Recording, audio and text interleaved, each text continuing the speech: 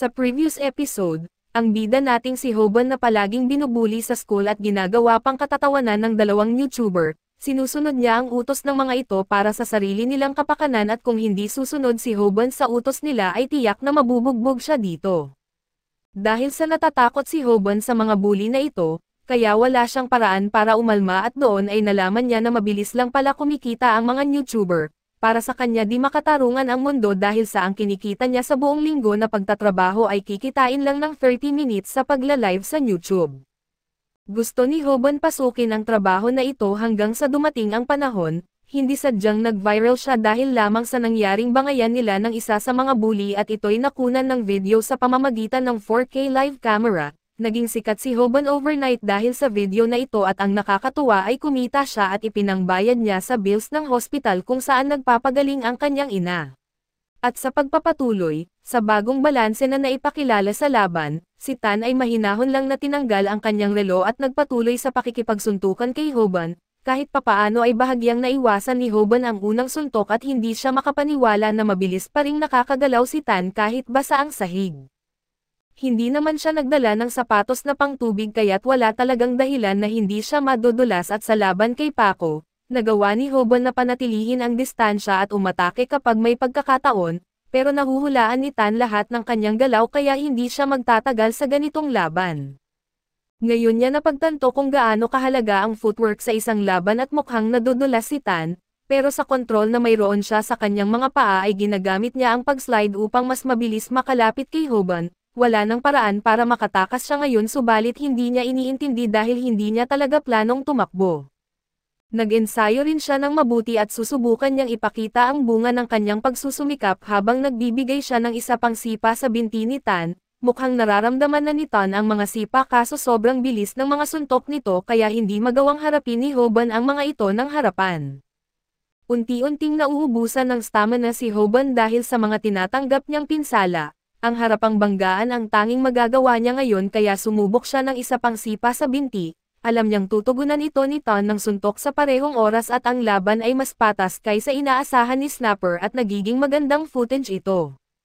Ngunit sa ganitong paraan ay tiyak na babagsak si Hoban kay Tan sa kalaunan at bukod pa rito, patuloy na sumisigaw si Hoban ng calf kick at bago ito gawin kaya nawawala ang sorpresa sa kanyang mga atake. Pero napansin din ni Snapper na ginawa rin ni Hoban ito laban kay Paco para asahan ang sipa sa binti at mababaliktad ang sitwasyon gamit ang suntok.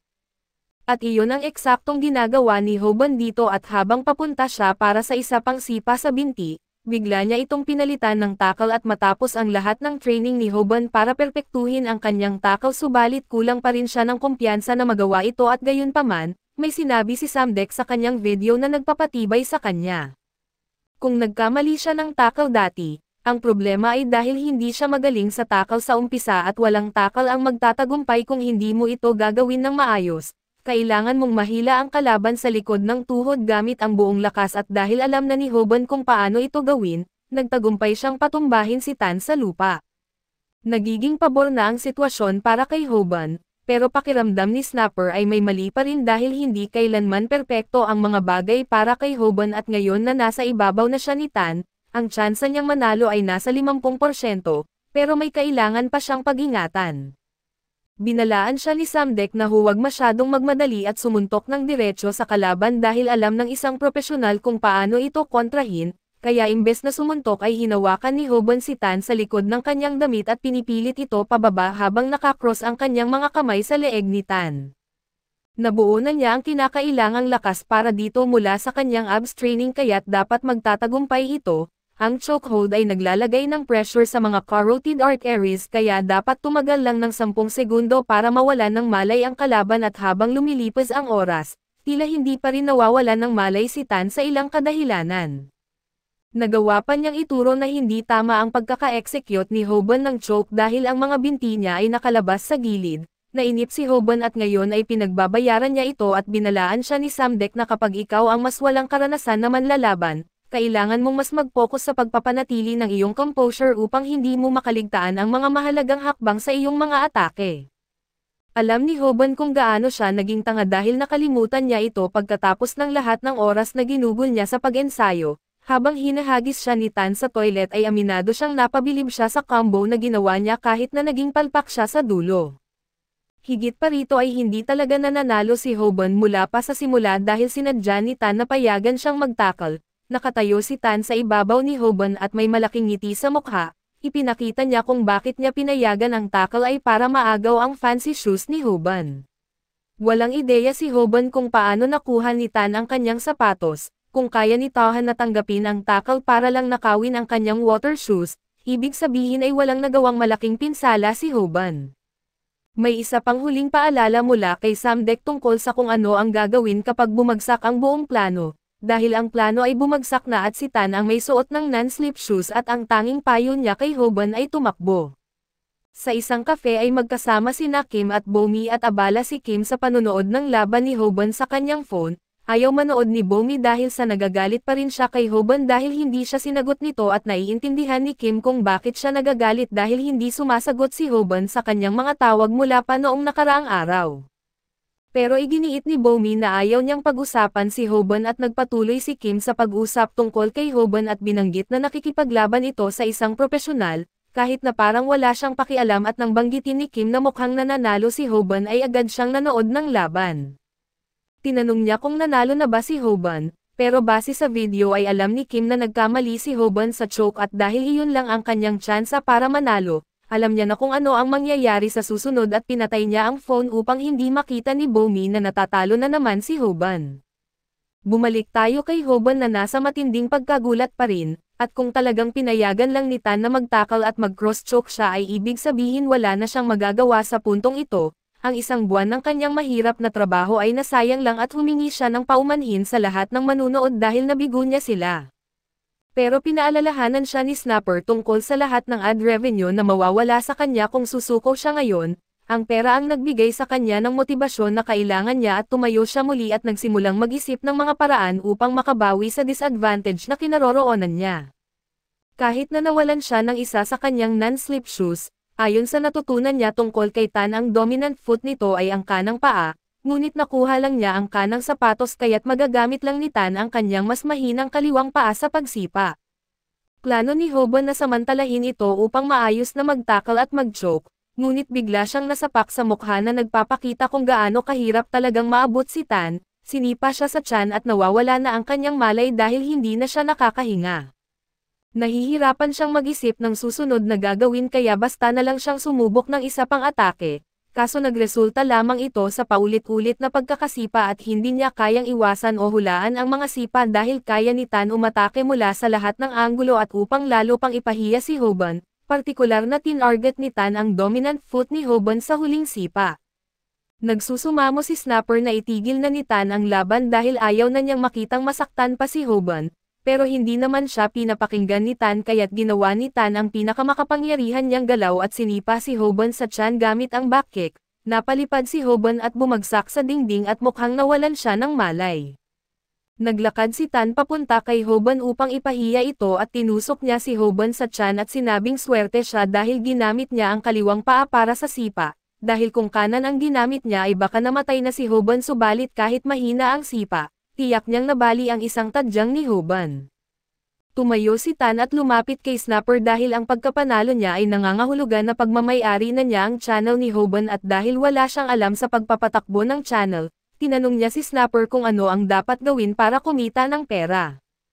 Kaso parang may napansin si Snapper kaya't lumingon si Tan at nakita niyang nakatayo na muli si Hoban. Ang mga back kick ay delikado kahit hindi ito buong lakas at kaya't nag-abs training si Hoban upang tiyakin na kaya niyang matiis ito at kahit nahihirapan na siyang tumayo, handa siya para sa round 2 kay Tan at may bagong strategiya na gagamitin ang paligid sa kanyang pabor.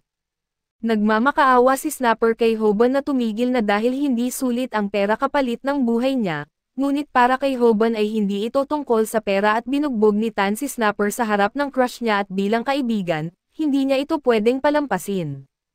Tinanong ni Tan kung talaga bang iniisip ni Hoban na mananalo siya sa pamamagitan ng pagtayo sa loob ng cubicle at sa totoo lang, naniniwala si Hoban na makakatulong ito at pinapahalagahan ni Tan ang tiwala ni Hoban sa integridad ng cubicle, pero patutunayan niyang mali ito at naghahanda para sa isa pang back kick.